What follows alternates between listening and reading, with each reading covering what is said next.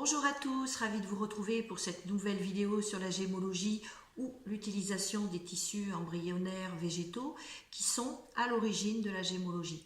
Vous allez voir, c'est un domaine qui est passionnant, que vous allez étudier dans le module correspondant, tant par son historique que par son vaste champ d'utilisation et d'éventuelles contre-indications que nous verrons au cours de ce module.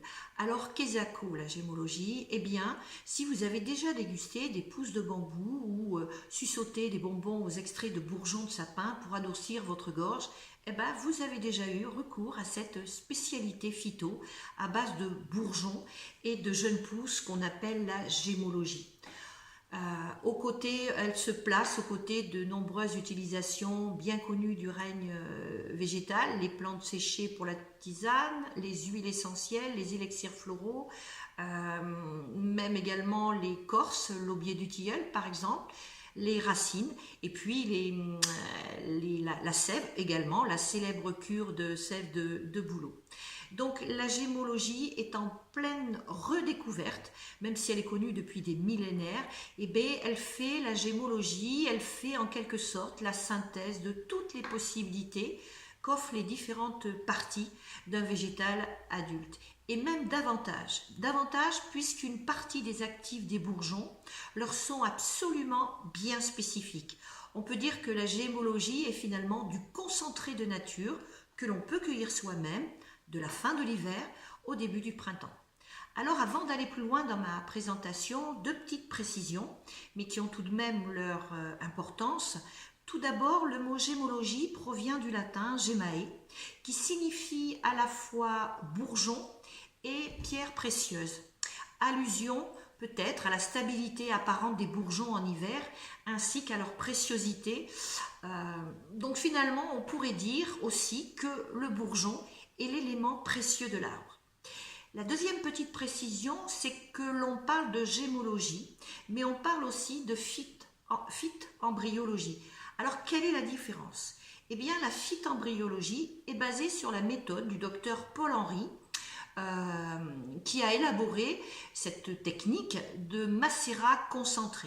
Ce macérat concentré est réalisé avec de l'eau, de l'alcool et de la glycérine sans être redilué ensuite.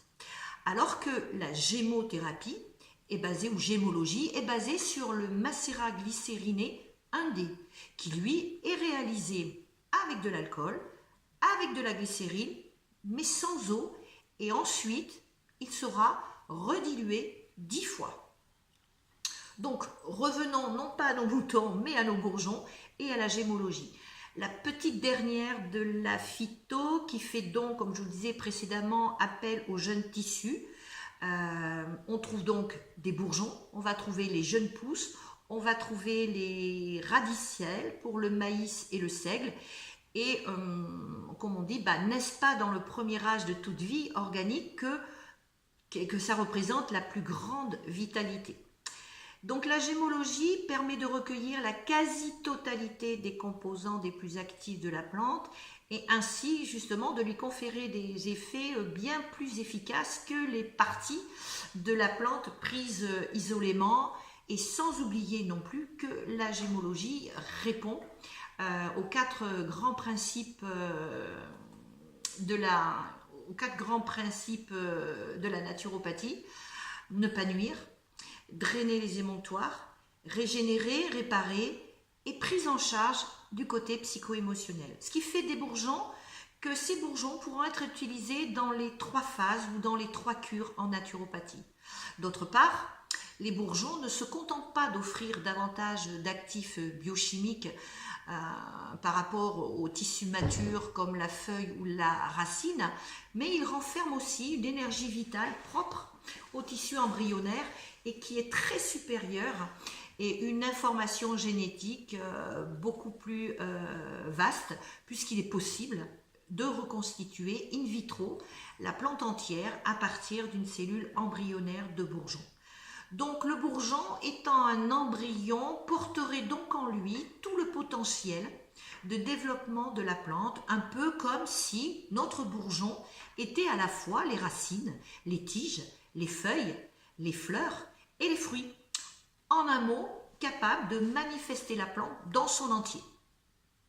Quand on regarde de plus près un bourgeon, on s'aperçoit qu'il contient également de fortes concentrations d'éléments particulièrement actifs, comme des hormones qui permettent justement au bourgeon cette métamorphose pour devenir un arbre. On va y trouver aussi des oligo-éléments, des vitamines, des minéraux, des polyphénols, des flavonoïdes qui lui permettent de se protéger contre de nombreuses maladies. C'est tout ça, c'est ça un bourgeon. On peut vraiment parler de globalité du bourgeon ou du totem. Bref, les bourgeons représentent un condensé d'énergie qui les rendent éminemment attractifs aux yeux de toute personne qui peut être soucieuse de préserver sa santé par des moyens naturels. C'est pour cette raison un petit peu que la gémothérapie est parfois qualifiée de phytothérapie globale. Mais malgré tout, toutefois, cette globalité ne doit pas être érigée finalement en règle absolue. Parce que le bourgeon ne présenterait pas toujours toutes les propriétés de la plante. Bon, c'est pas, je fais pas, je dis pas des choses à l'envers de ce que je vous ai dit précédemment, mais la croissance peut également jouer un rôle important, sinon essentiel dans l'acquisition de certaines propriétés. Et par exemple, si on prend le bourgeon de framboise, eh ben, il ne possède pas la forte teneur en vitamine C du fruit. Donc c'est pour ça qu'on peut dire que des fois il n'y a pas tous les mêmes composants d'un bourgeon et par rapport à la plante. Ensuite, ces embryons seront macérés dans un mélange d'eau, d'alcool et de glycérine pour justement extraire le maximum de principes actifs. Pourquoi faire? Pour justement fabriquer des solutions dans lesquelles vont venir se concentrer les principes actifs des végétaux. Il faut vraiment qu'il y ait ces trois modes d'extraction pour justement en extraire le maximum. Et une fois que cette extraction est finie, on les nomme des macérats. Mais bon, vous verrez tout ça plus en détail lors de l'étude du module. Donc, globalité dans leur utilisation également, je m'explique, notre approche rénovée de la naturopathie nous a habitués à considérer l'homme comme une totalité, avec ses trois corps, donc ces trois corps qui auront trois modes d'expression différents, donc physique, donc on aura les signes physiques, le corps intellectuel ou mental qui va s'exprimer lui par la pensée, et un corps émotionnel qui lui s'exprimera par la parole. Eh bien, notre bourgeon possède ces trois niveaux d'action. Donc, si on veut être pertinent dans le conseil de la gémothérapie, il ne faut pas avoir une seule clé pour le positionner dans nos conseils, mais au moins 2 ou 3, pour dire « Ah oui, ce bourgeon, effectivement, convient bien à mon consultant » et ainsi vraiment individualiser notre conseil en Gémeaux. Pour vous donner 2 exemples, si je prends le cèdre du Liban, au niveau émotionnel, il va décupler la confiance en soi, mais on l'utilisera aussi, par exemple, pour faire baisser le cholestérol ou effectivement si on a un souci avec des problématiques de peau et notamment des peaux sèches. Si je prends un autre exemple, le cassis, le bourgeon de cassis, lui, au niveau émotionnel, il vous donnera la force de vous défendre, la force d'aller au combat, mais au niveau purement physique, il soutiendra les surrénales, il aura ce côté anti-inflammatoire et ce côté anti-allergique que l'on connaît bien du bourgeon de cassis. Et à côté de ça, il y aura d'autres thèmes. Il y aura d'autres thèmes au niveau émotionnel pour le lâcher-prise, pour les différents passages, pour l'adaptation, pour la communication, pour faire des choix. Et encore plein d'autres thèmes du bourgeon au niveau émotionnel. Vraiment, vraiment, le bourgeon est vraiment d'une utilité précieuse pour le côté psycho-émotionnel. Alors, je me doute que déjà, il y a peut-être des questions qui commencent à germer concernant le côté psycho-émotionnel. Alors, gémothérapie ou élixirs floraux? Telle est la question. Eh bien, la gémothérapie permet d'avoir une approche, on va dire, plus globale d'un problème. Et donc, le macérat va avoir un rôle à la fois psychique, émotionnel et physique. Les élixirs floraux, eux, ont une approche beaucoup plus subtile et ils vont permettre un travail plus en profondeur sur une ou des émotions, sur la spiritualité ou sur la conscience des choses. Voilà un petit peu pour faire une petite différence. La gémothérapie s'associe aussi très bien avec l'homéopathie et que bien sûr un conseil Gémeaux sera toujours associé à des conseils hygiéno-diététiques ou plutôt des conseils hygiéno-diététiques seront ou pas associés d'un conseil Gémeaux. Alors un petit bonus, si vous souhaitez fabriquer vous-même vos bourgeons, il va être important tout d'abord de bien identifier l'arbre, car pour se repérer, il n'y aura que l'écorce de l'arbre et le bourgeon qui peut à peine commencer à s'ouvrir, mais sans que l'on puisse voir apparaître les feuilles. Vous voyez, comme sur cette plante, ben, voilà un bourgeon, voilà, qui n'est pas tout à fait ouvert, mais qui permet effectivement, grâce à la tige de la plante ou du bourgeon, de finalement l'identifier. Ensuite, ce que vous faites, c'est que vous prenez un bocal que vous avez préalablement stérilisé, vous le remplissez de 100 g de bourgeons frais, que vous allez recouvrir de 1 tiers de glycérine végétale, 1 tiers d'alcool et 1 tiers d'eau.